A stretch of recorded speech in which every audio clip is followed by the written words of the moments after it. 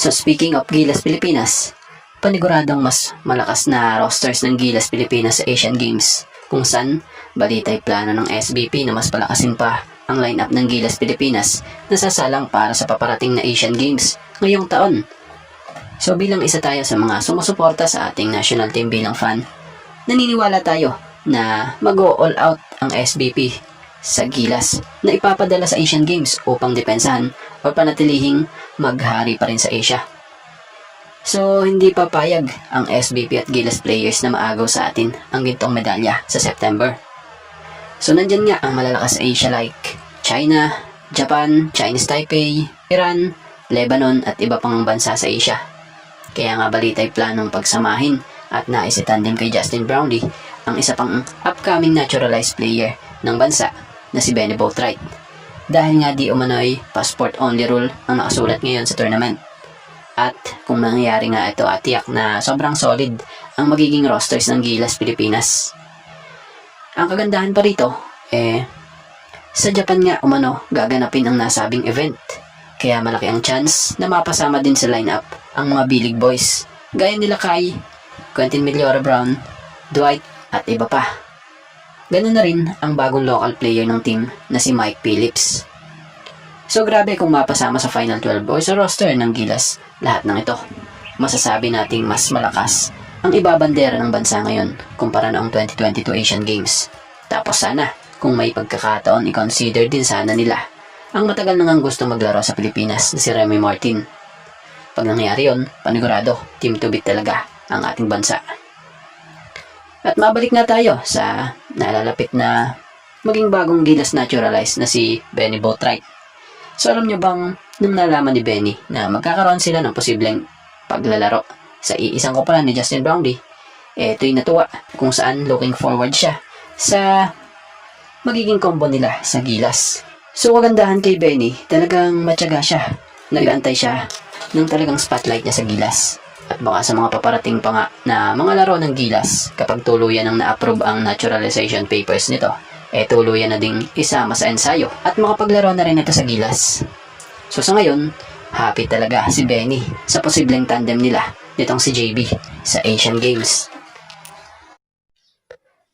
After nga nang naging laro ng Magnolia and TNT, nito lang kung saan tinalo ng Magnolia ang TNT sa pangunguna ng kanilang import na si Clint Chapman na binakapan nga ng mga local players. So maganda ang kanilang pinakitang laban kung saan nagkaroon nga po ng tambakan.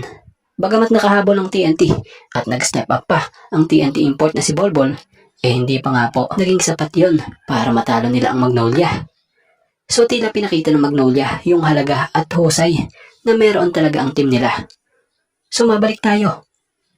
After nga dun sa game, may mga nabasa nga tayong ulat patungkol sa 7'3" na si Bolbol. Kasalukuyang import ngayon ng TNT. So ito palang si Bolbol, former NBA player, ay naoperan ng 2 PBA teams para maglaro this PBA Commissioner's Cup. Balitay, ang isang team ay Magnolia at ang isa naman ay TNT. Ayon sa ulat, sinubukan umano ng Magnolia na makuha ang serbisyo ni Bol, ngunit nauwi ito sa pagpili sa TNT, kaya't doon siya napunta bilang import ng team. So kung isasama rin natin batay sa mga nabasa natin sa madaling salita, mas malaki ang naging offer ng TNT rito. Kaya mas pinili nito ang TNT kumpara sa Magnolia. So bagamat nasa TNT si Bol at marami ang nag-e-expect na kaya nila maidomina ang liga, hindi nga po nangyari iyon. Tila hirap nga iangat ng TNT ang team sa standings na may kasamang Bol. So bilang opinion natin dito parang expectations versus reality. Yun bang ang taas ng expectations ng mga tao na magiging mas malakas pa nga po ang team ng TNT dahil may Bolbol? Pero yung expectations tila nasa punto sila na nag-struggles nga po sa mga laro dahil mataas nga ang stat sheets na meron itong si Bol, pero yung tulong naman na nanggagaling sa locals bigla namang bumaba. Diba wala din? So titingnan natin para sa dagdag opinion okay na rin siguro na hindi ito nakuha ng Magnolia. At least ngayon kahit nagkaroon sila ng struggle nung una sa naging imports nila, at least hindi naman sila nagpasahod ng napakalaki, diba? At yung hawak nilang import ngayon, kasalukuyan, fit sa kanilang sistema.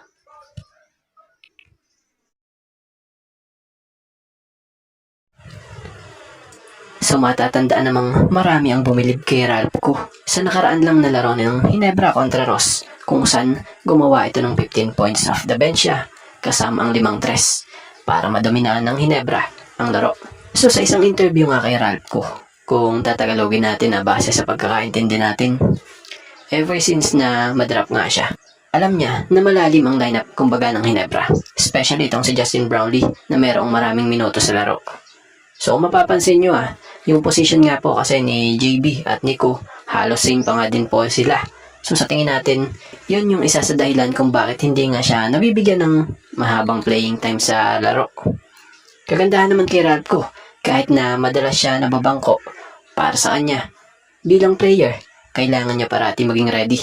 Lalo na pag bigla kang tinawag, mapa first 5 man daw yan or bench player.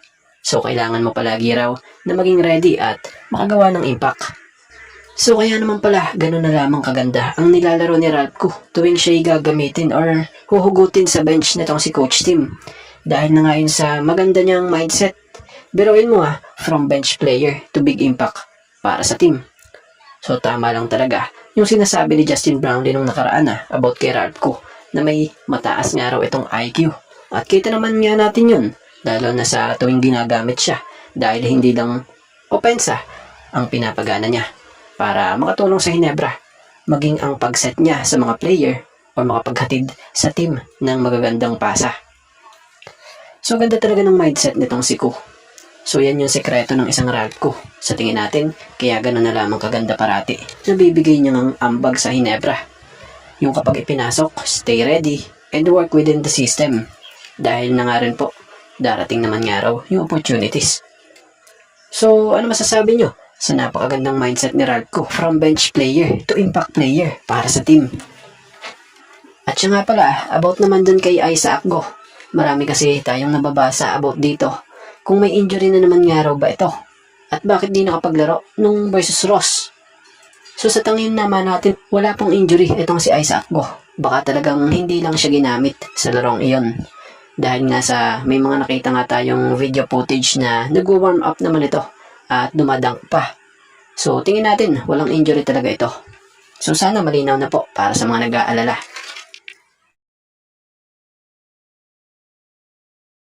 At bago nga ang lahat, baka naman po pwedeng makahingi ng isang subscription para sa ating channel or pakifollow na rin po kung nagustuhan nyo ang ating mga basketball update. At kung ito na may makakabigat para sa inyo, kahit isang like and share na lamang po. Maraming salamat po.